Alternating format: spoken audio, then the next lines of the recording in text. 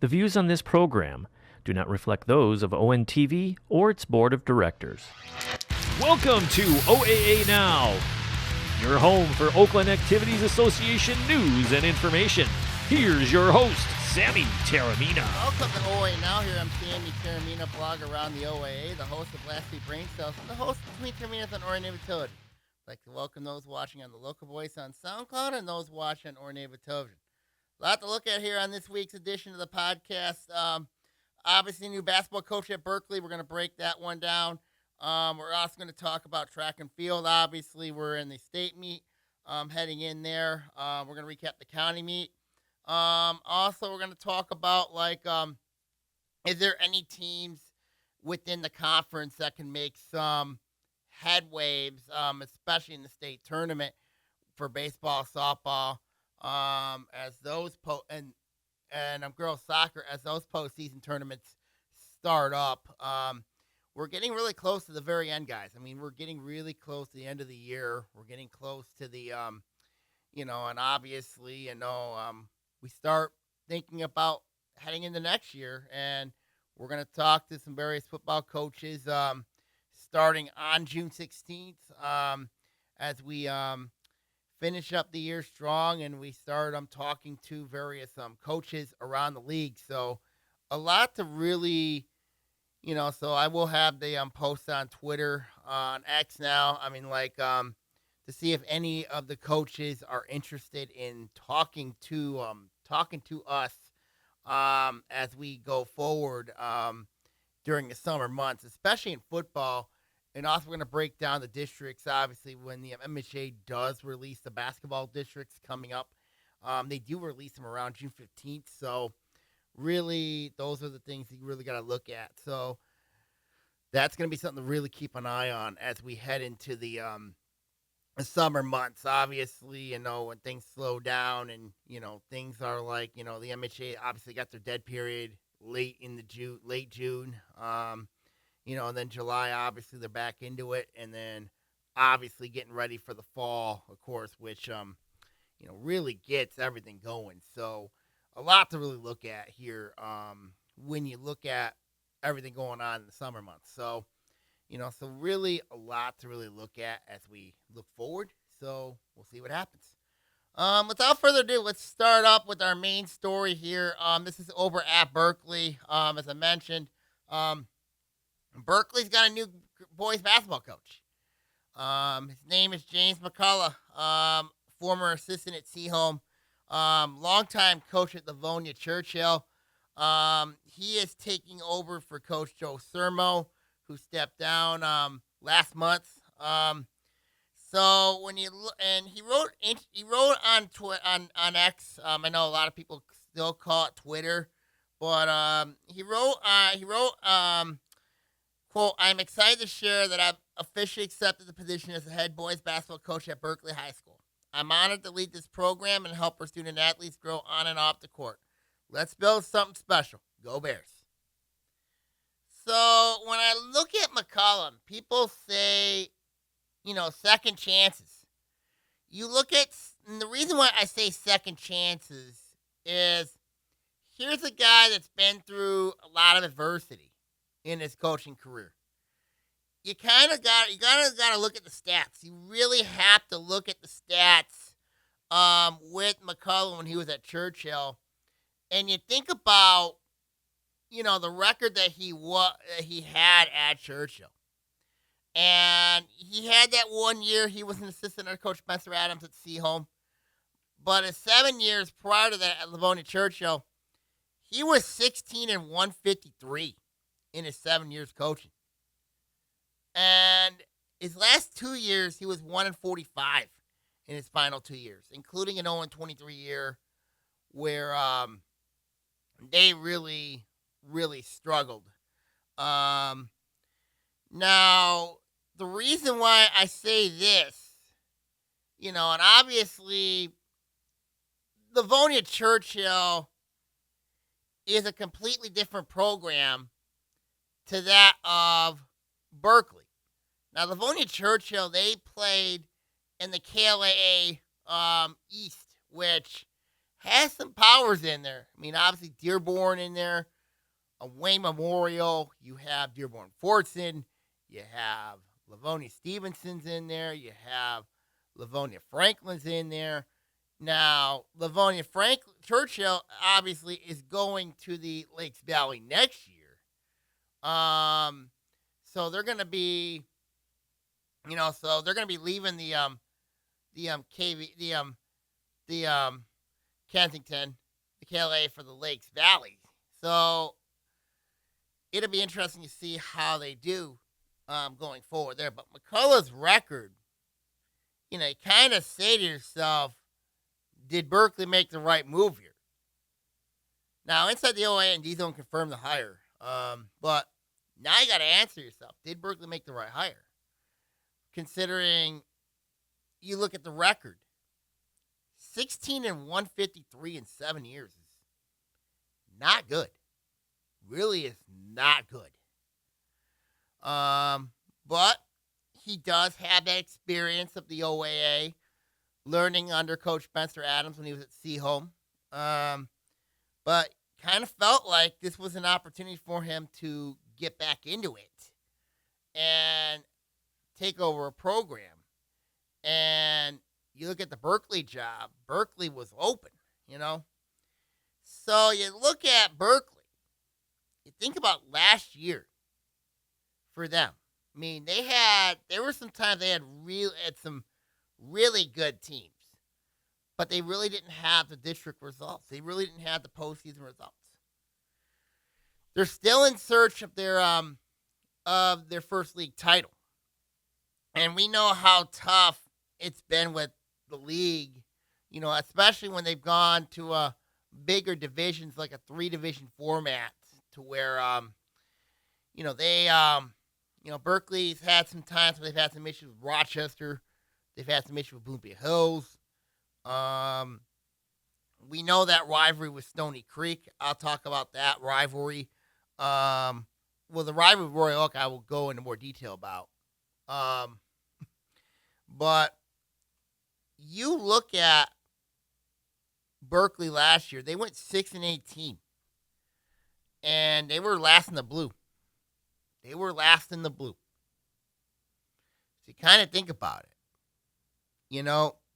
Was this a match made in heaven? Considering both teams needed second chances. I mean, McCullough needed a second chance. Berkeley needs a second chance to bounce back after what happened to him.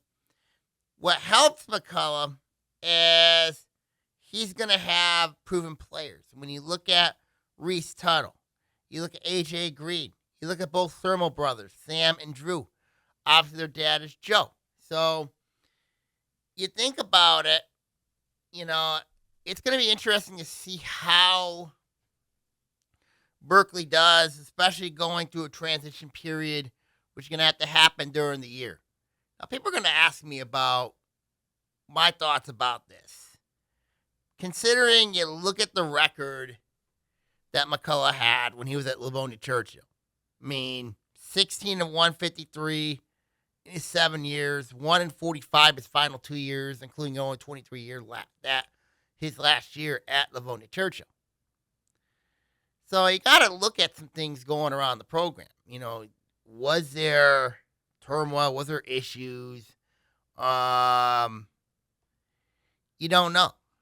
You don't know that. So you kind of look at, obviously, for him taking an assistant coaching job with the first-year coach in Spencer Adams, going through the ins and outs of putting together a program, him teaching Coach Adams how to run a program, basically be that veteran presence, and I really think that you look at what that young staff at Seaholm, they've done a really nice job turning around that program. And now you look at McCullough's job, turning around a program like Berkeley, who's had success. I mean, don't get me wrong. This is a team that's had success. But, last year, taking that step back, now a lot of injuries was the difference maker. This was a really injury-riddled team that Berkeley had last year. So it took a while for them to grow, to get accustomed to it. And, I think, they got better late in the year. But, they did knock off Warren Mott from the playoffs, and then they ended up falling to Royal Oak in the district semifinals.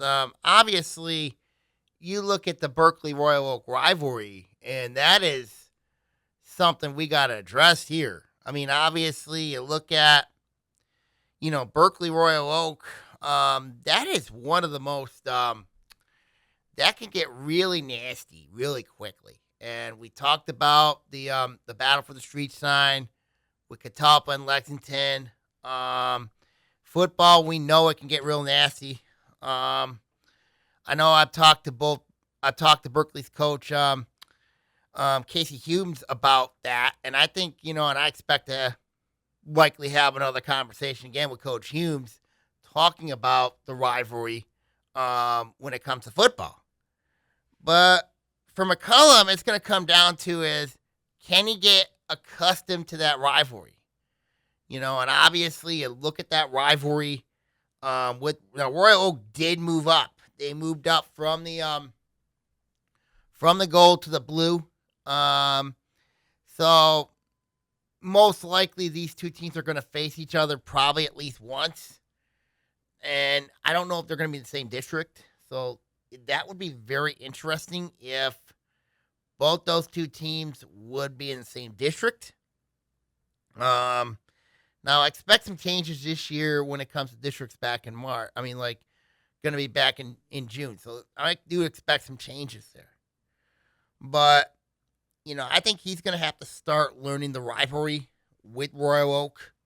I know that, and we know Berkeley fans and Royal Oak fans, they don't like each other. We know that. And obviously I got involved into the rivalry myself, when we went during football season. And, you look at Berkeley and Royal Oak, people ask me why would you take Berkeley or Royal Oak? I just think obviously you look at structure. Now, Royal Oak has gotten better. Don't get me wrong. They've gotten better. Coach Colin Campbell, they've gotten better, but I don't think they're there yet. I just don't think they're there yet. I think Humes for football has got them in the right direction. Now, for basketball, you got to look at Coach Aaron Smith, what he's done. Aaron Smith's done a really nice job of that program. They got to a district final. They got, they had to knock off, they had the top seed in their district. They knocked out Berkeley, but lost a tough one to Troy Athens. Now obviously you look at Troy Athens, being in the white really helped them out. So now you look at that situation and you look at Royal Oak, they got a lot of talent coming back. Could they be a player in that in the blue this year? Could they be a player? Absolutely. Could they be a player? I think when you look at teams that could be a player, Royal Oak definitely could be a player with the talent they got coming back. So now what does this do with Berkeley? You kind of look at Berkeley and you think about the division they're going to be in. They're in the gold this year. They're going to be in the gold. Now, Waterford Kettering is in that division. They got a new coach in Rex Walters taking over. But what helps them is they got experience. So you kind of think about that. Waterford Kettering is going to definitely be a player in that division. They're going to be a player. You look at Harper Woods. They really struggled last year, but they were young though. For Coach Tawan Porter, I think it's going to come down for Harper Woods obviously Jane McDonald's back for them, and we know what type of player he is. He is a diaper dandy. He is a very talented player. He was really good his sophomore year. And I expect him to I expect him to keep developing and getting better. He's obviously going to be Harper Woods' best player. But the question for me with Harper Woods is going to be, is DeAndre Biden coming back for them? If he does, I think it gives them a threat in the wing. Do they got others who can do some damage? I mean, like, there's some big question marks for Harper Woods. Then there's Oak Park. Oak Park, obviously they're well coached under Coach Durant Shepard. I mean, they were hit with the transfer portal. They were really hit, and then program strength was not very strong there. And I think one of the reasons why Oak Park's schedule is late is because of they don't know what type of team they're going to have. I mean, they really don't know. And a lot of times they go to showcase games and we don't know what to expect with them. So I think when you look at Oak Park, there's some questions, big question marks with them. I think when you look at the Knights, I mean, like, it's going to come down to is who steps up. And if they do, they can make some noise. Then you have A&T. A&T, when I look at the Warriors, they're still looking for a new coach. Terrence Porter stepped down. They're a young group. There's just a lot of questions surrounding A&T. A lot of questions. So we'll see what happens. And then there's Ferndale University. Ferndale University is well coached under Josh Nix. I mean, Nix has done a really nice job with that program. He's done a really good job with that program.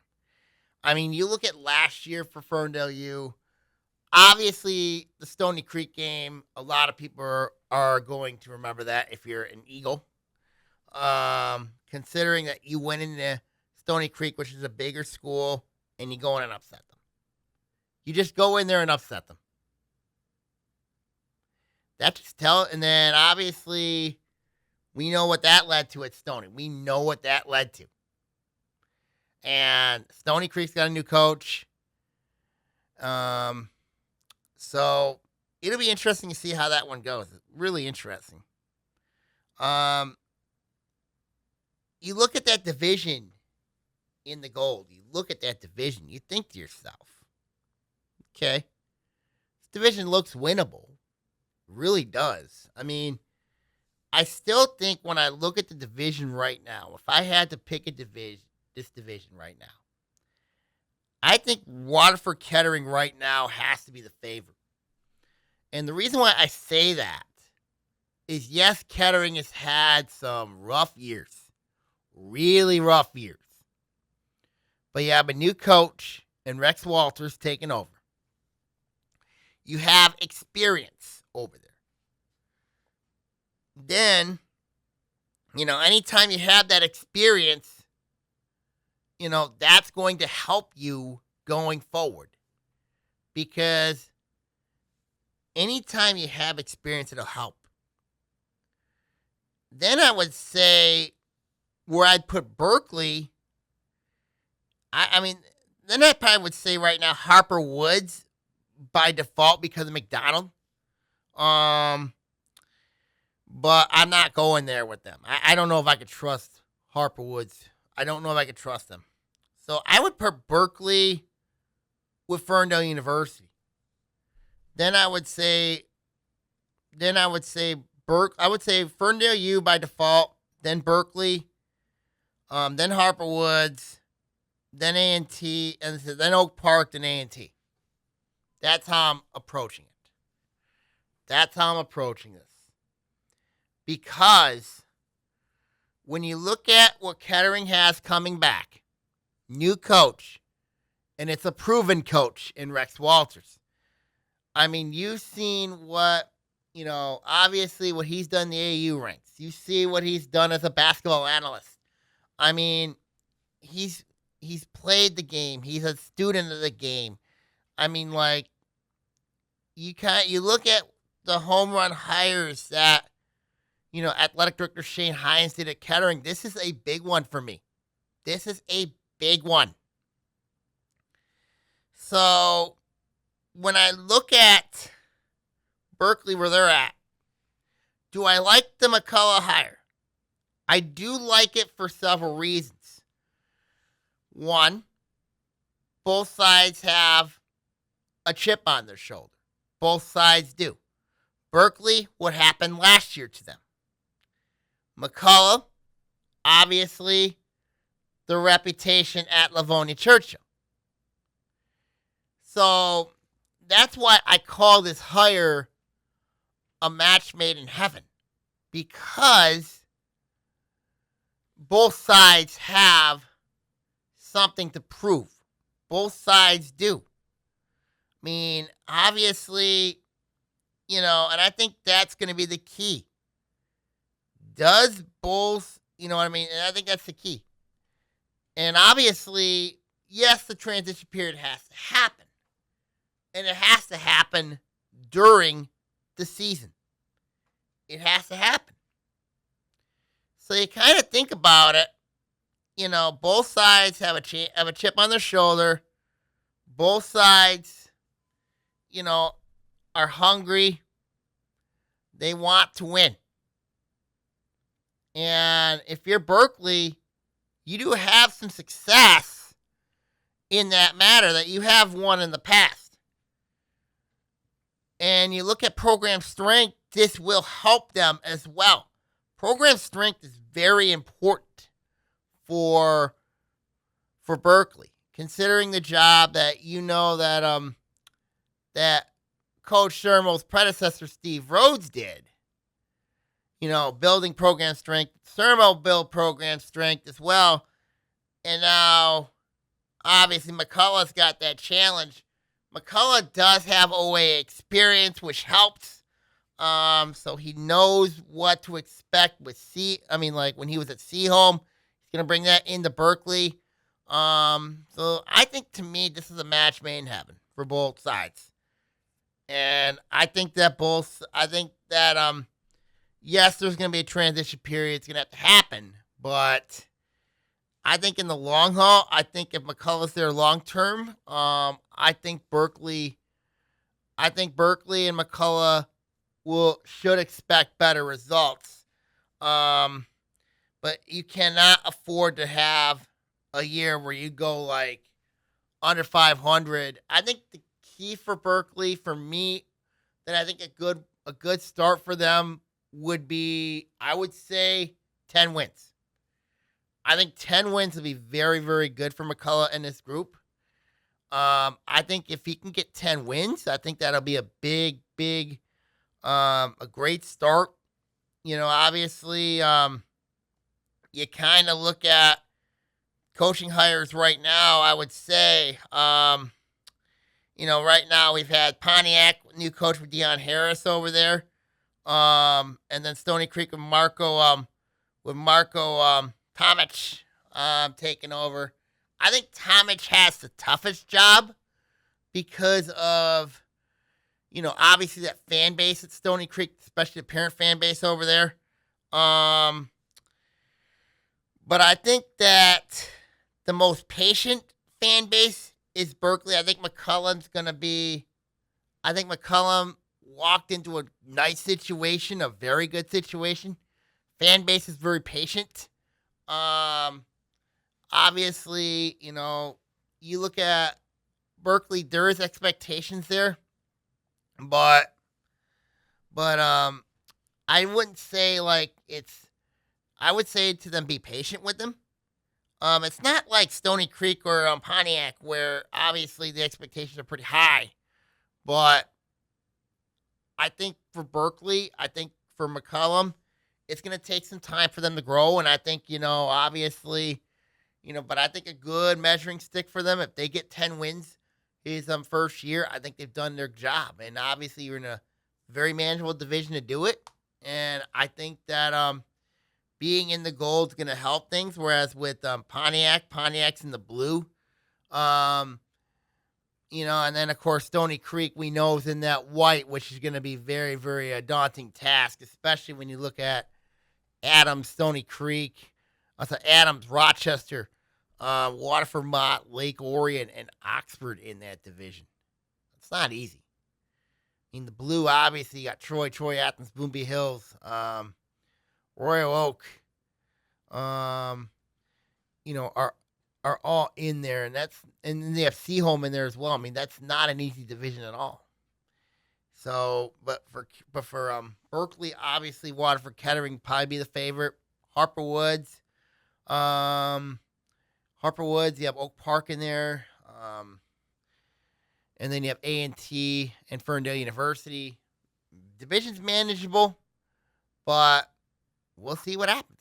I mean, we're going to see what happens. So overall, I do like the hire. I think he's going to do a really good job there. I can do a really, really good job there.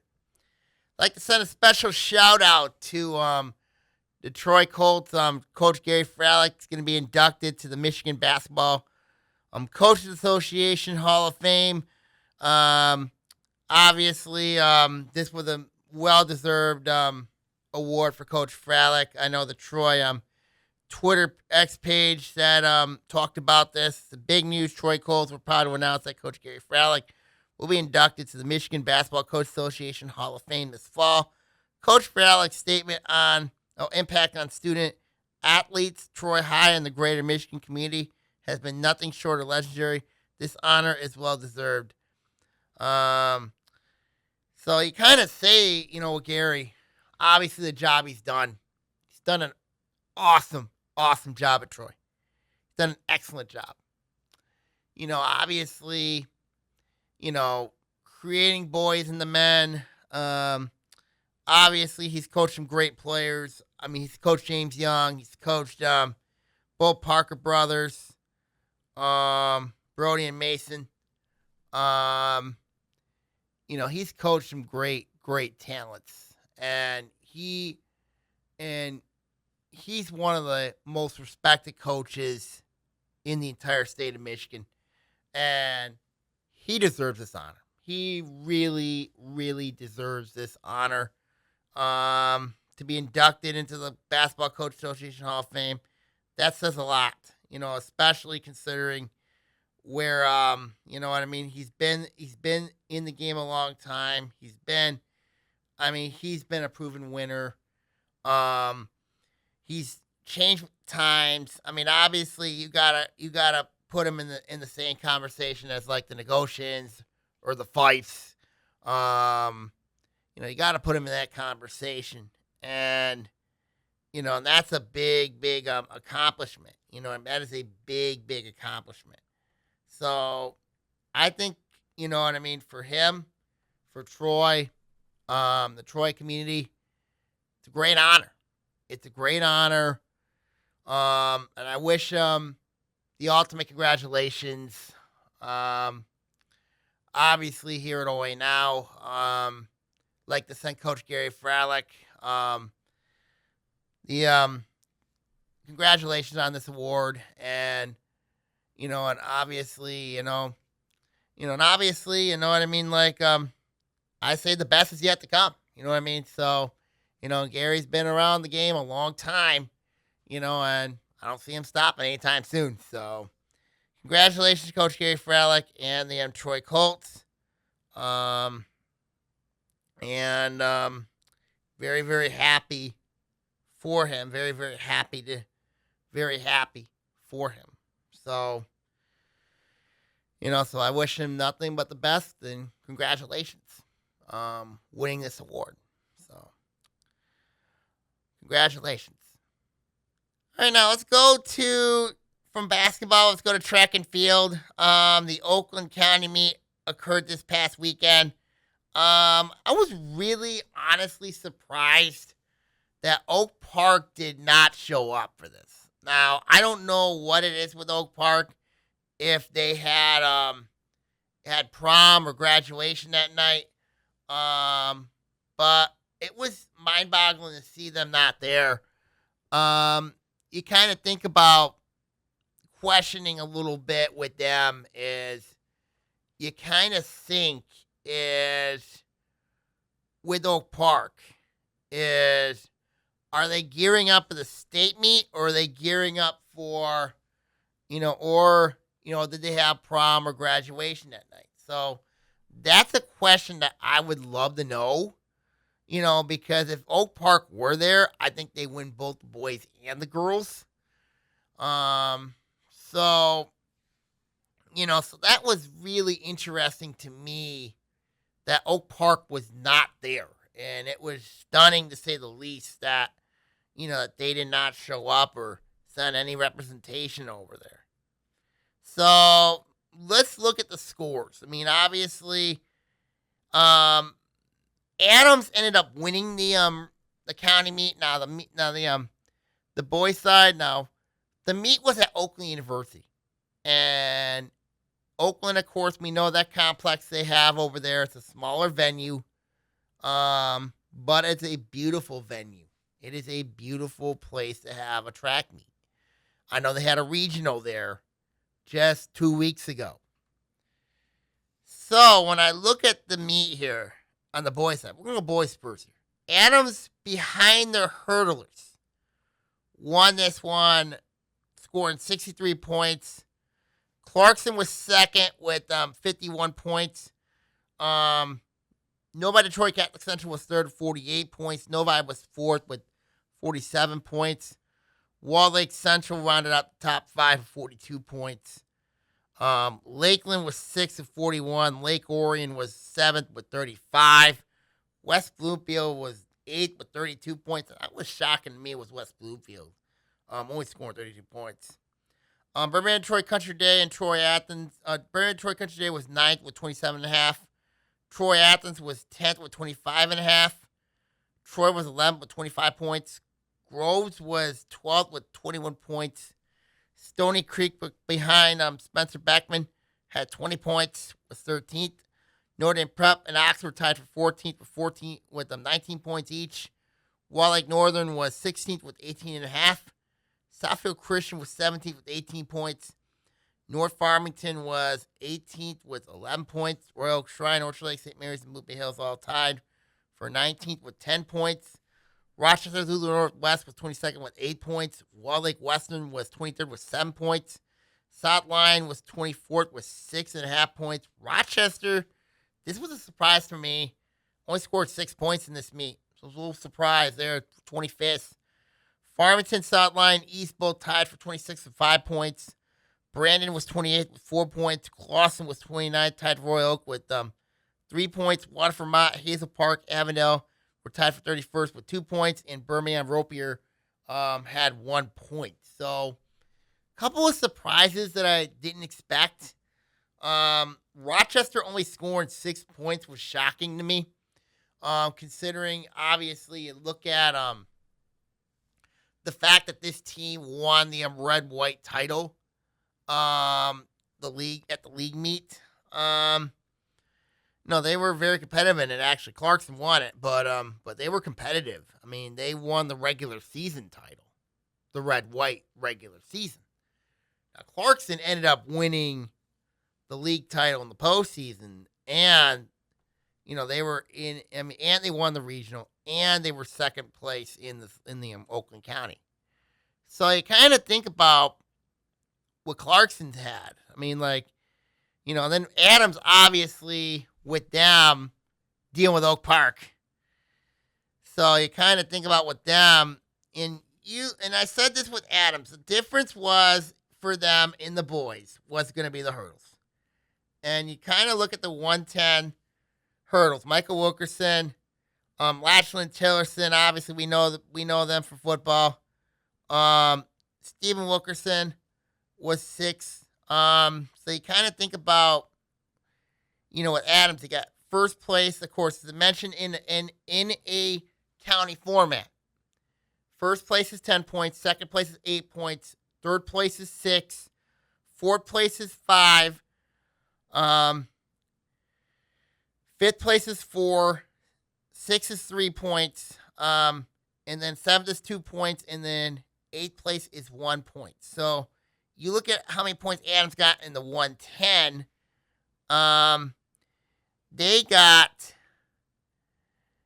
18 points just from They got 18 points from the 110 hurdles, and then 300 hurdles. course, Wilkerson won that, and Tillotson took third. So that is a total right there of 16 points. And then Wilkerson added one more, so 17 points. So 35 of their points came from the hurdles. And that was a big, big deal. So that was a huge, huge part of that meet for Adams was, that hurdle events. That ended up being the big difference there. 35 of their 63, obviously from the hurdle events, and that's where they got the bulk of their points, was in that event. I mean, Clarkson, we know their balance is very good. They were balanced most of the night. So you kind of think about, and then you look at the third best team in the OAA, from the OAA was Lake Orion with 35. I think Lake Orion's year's next year in the boys. I think Coach Andy McDonald, you look at the team that he had this year, I think they were not there yet. I think next year he's going to have depth. He's going to have balance. So I think the boys are going to be very, very good next year. And I think, I think Lake Orion is a year away. I think next year is going to be the year, if you are a Dragon, to do some significant noise next year. West Bloomfield, 32 points. Surprised about their score, especially when you look at the sprints that they've had all year long. Troy, Athens, both were, around even. I think my biggest surprise, honestly, was Rochester. I thought they would score more in this meet, but they did not. So we'll see what happens. I mean, so as we head in the state meet this weekend, on the boys' side, East Kentwood, you look at them, they could be a wild card. Obviously the west side of the state, we know how dangerous those teams are. So it'll be interesting to see how the boys' side goes. And I think it could be really interesting to see how the boys' side goes, because I think when you look at the boys' side, they got a good chance. I think they got a good opportunity here to make some noise, and I think that'll be very interesting to see how this goes. And then the girls' side, Rochester ended up winning the meet, scoring 57 points. Lake Orion was second. Lake Orion ended up being second with 47 points. Novi was third with 46 points. Adams fourth with 43 points. Royal Oak was fifth with 40 points. Farmington was sixth with 32 points. Berkeley was seventh with 29 points. Blue Hills Cranbrook Kingswood was eighth with 27 points. Troy Athens and Farmington's Mercyville tied for ninth with 26 points. Clarkston was 11th with 25.5 points. Wall Lake Central was 12th with 23.5 points. Oxford was 13th with 23 points. Holly was 14th with 20 points. Birmingham Detroit Country Day was 15th with 16.5 points. Troy was 16th with 16 points. West Bloomfield was 17th with 13 points. Wall Lake Northern 18th, tied with North Farmington with 12 points. Ferndale was 20th with 10 points. Stony Creek was and Sealmbo tied for 21st with 9.5 points. Orchard Lake St. Mary's was 23rd with 9 points. Lakeland was 24th with 8 points. Rochester Lutheran Northwest was 25th with 7 points. Clawson, South Lyon, East, and Clark's Everett Kilgate was tied for 26th with 6 points. South Lyon was 29th with 3.5 points. Pontiac Northern Prep was tied for 30th with Pontiac, and Bloom Bay Hills with 3 points each. And Groves was 33rd with 1 point. So you kind of look at this. It's going to be interesting to see how this goes. And I think it's going to be interesting to see, obviously to see how this goes. And Rochester, we know, is very, very good. We know that they're balanced. So it kind of surprised me with Rochester when they won the league title, the red-white title. When they got to the regional,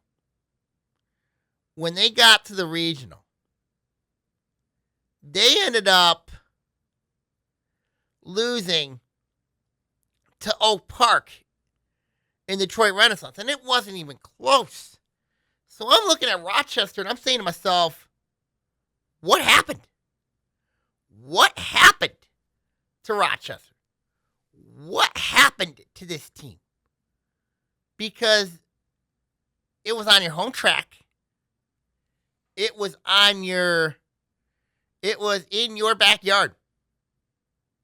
In Oak Park, what they did, you look at last week's podcast, you look at what they did. So I was really surprised there that Rochester, this struggled in the regional. They really did. And especially look at the distance core they had. The relays that they had, their relays are pretty good. Don't get me wrong. Their relays are very good. So don't get me wrong. They're good. But I was surprised in that regional last week when they lost to Oak Park and allowed Detroit Renaissance to get second on them. I was surprised, honestly, that they struggled in that meet. They really struggled. So you think about it.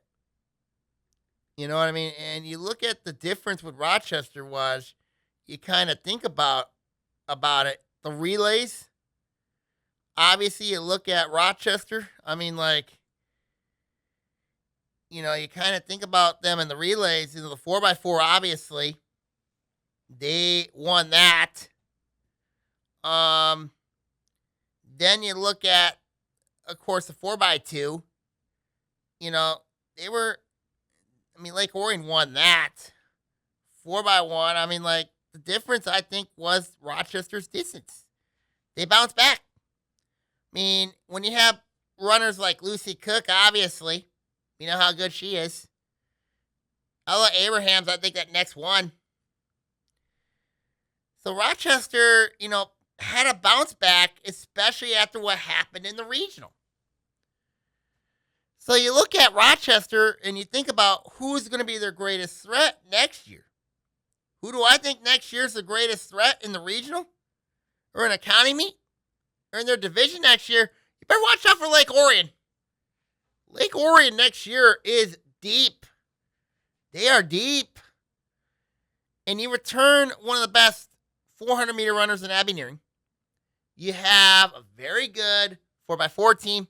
You got very good relay team. You got sprinters there. You got distance there. You're going to have field events there. Coach Andy McDowell and the girls, they're going to be back. Let's not forget this is a team that won a regional this year. They won back-to-back regionals. So if you look at next year with Lake Orion's not going anywhere. They're not going anywhere. Lake Orion's going to be a player next year. They will be a player. Yes, you got Oak Park. They do lose some key pieces. But I look at that state meet. I look at next year. I think next year could be a special year for Andrew McDonald's teams. Both his teams. I think it could be. And I think it could be. So we'll see. But when I look at the regional, when I look at the difference in that meet for Rochester, it really came down to was the difference was in that meet was the Rochester's balance, especially in the distance. That was the difference. And for Lake Orion to take second, that's to have a good showing like at the county. That's a pretty good showing. Now, people are going to say, well, Oak Park wasn't there. True, but, for them, obviously, look at with them is, you kind of look at the state meet coming up this weekend. You kind of think about who's favored to come out of there. And obviously, in the girls' side, you have to go Oak Park. You got to go with them. Oak Park is built for this type of meet. They're built for this, where they can just load up events they could load up the relays. They can load everything up. I mean, Oak Park looks prime to have another repeat. They look prime to have another state title coming to Night Valley. So that'll be interesting to see. And then you look at the boys' side, obviously East Kentwood, we know how good they are as a track power. There especially a lot of teams on the west side. Is there anybody that can match them? I honestly don't know if there is. So it'll be really interesting to see how things are at the state meet, coming up. So, some of these projections are just absolutely insane. I mean, like, some of the projections at the state meet are just absolutely insane. So when I look at the projections there, and you look at, and it's on that Saturday, so it'll be interesting. It'll be at East Kentwood. It'll be at East Kentwood, so that'll be something to really watch for. Just some of these times are just ridiculous. So I think it'll be something to keep an eye on going forward. Now, you look at athletic.net, not a lot of, there are certain teams that do report their scores, their times, obviously, in this, so that should be interesting to see how things go. I think in the boys, I think it's wide open, but in the girls, I just don't see really anybody touching Oak Park. I just don't see how anybody is going to touch Oak Park. I just don't. So we'll see what happens. We'll see what happens going forward. I think it's going to come down to is when you look at, can anybody threaten Oak Park? So I don't know. So we'll see what happens. Let's look at some of the tournaments starting up. I know we had some pre-district games. Lake Orion ended up knocking off Waterford Kettering, 17-0, 3 innings.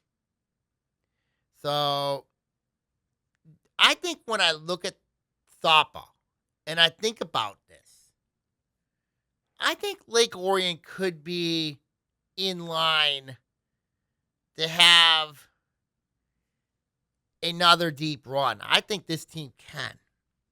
People asked me about Lake Orion last year when they got the state final. People said, when they got by Stony Creek in the district final, obviously Stony had a really good pitcher. And then you look at Macomb, Dakota. They had to knock them off behind a highly offensive game. Lakeland, they had to knock them off because of a highly offensive game. But I think the key for Lake Orion is Riley Lemberger. I think she's the key. One of your best offensive hitters, also a very good pitcher. And then I remember them last year when they played South Lyon, when they knocked off Ava Bradshaw. Now, Ava Bradshaw, we know what happened there. I think a lot of that was, I asked myself this question. If Bradshaw played the entire game, I think South Lyon beats Lake Orion. I really do. But she did something foolish. And, stomp your foot. You know what I mean? You can't do that. Because injuries happen. But if there's a team, but then Lake Orion ran the Hudsonville last year, and we know what Hudsonville did. Hudsonville had a very veteran-heavy team. So I think Lake Orion, if there was an OAA team that I think could have a deep, deep postseason run, it's the Dragons because of Lineberger. Their offense is very good. They have the coaching and Coach Joe Waitera.